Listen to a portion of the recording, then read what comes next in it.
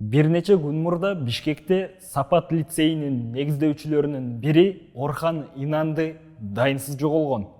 Жакындары аны уурдап кетиши мүмкүн деп чочулашууда. Орхан Инанды Түркиянын жараны болгон. Бирок 2012 жылдан бери Кыргызстандын жараны. Милициянын берген маалыматында 1-июнь күнү 4:20 чамасында анын унаасы 12 кичи райондогу үйлөрдүн биринин короосунан эшиги ачык абалда табылган. Эч нерсе жоголгон эмес.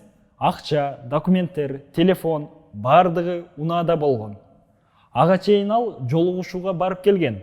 Андан кийин байланышка чыккан эмес. Садыр Жапаров УКМКга жана Ички иштер министрлигине Орхан Инандыны издөөнү күчөтүүнү тапшырды. Түркиянын Бишкектеги имаратынын жана өкмөт үйүнүн жанында жүздөгөн адамдар Орхан Инандыны табууну талап кылышып, акция өткөрүштү.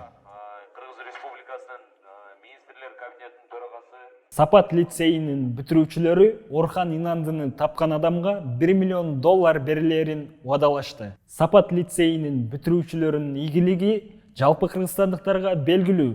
Бирок саясий күн тартибинен Сапат лицейинен сыртка чыгып карап көрөлү. Биринчиден, Орхан Инанды Кыргызстандын жараны. Жаран болуу бул демек укуктарга ээ болуу дегендик. Жашоо укугу, эркиндик, билим алуу жана коопсуздук. Укуктардан тышкары жарандын милдеттери дагы бар. Жок дегенде өлкөдө коопсуз жашоо үчүн мамлекетке салык төлөө.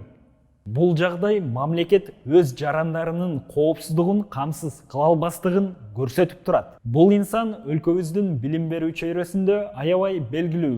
Бир кезде билим берүүнү өнүктүрүүгө кошкон салымы үчүн даңк медали менен сыйланган. Эгер андай адамдар жоголуп жатса, карапайым адамдар жөнүндө эмне айтууга болот? Өлкөбүздө коопсуз жашай алабызбы? Бийлик бизди коргой алабы?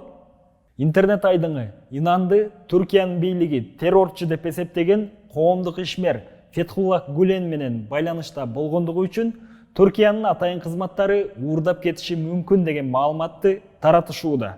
Май айынын башында Түркиянын атайын кызматтары Гулендин Кенияда көптөн бери мугалим болуп иштеген жээнин уурдап кетишкен. Эгер бул чын болуп чыкса, Кыргызстандын эгемендиги дүйнөлүк деңгээлде бир топ чайпалат.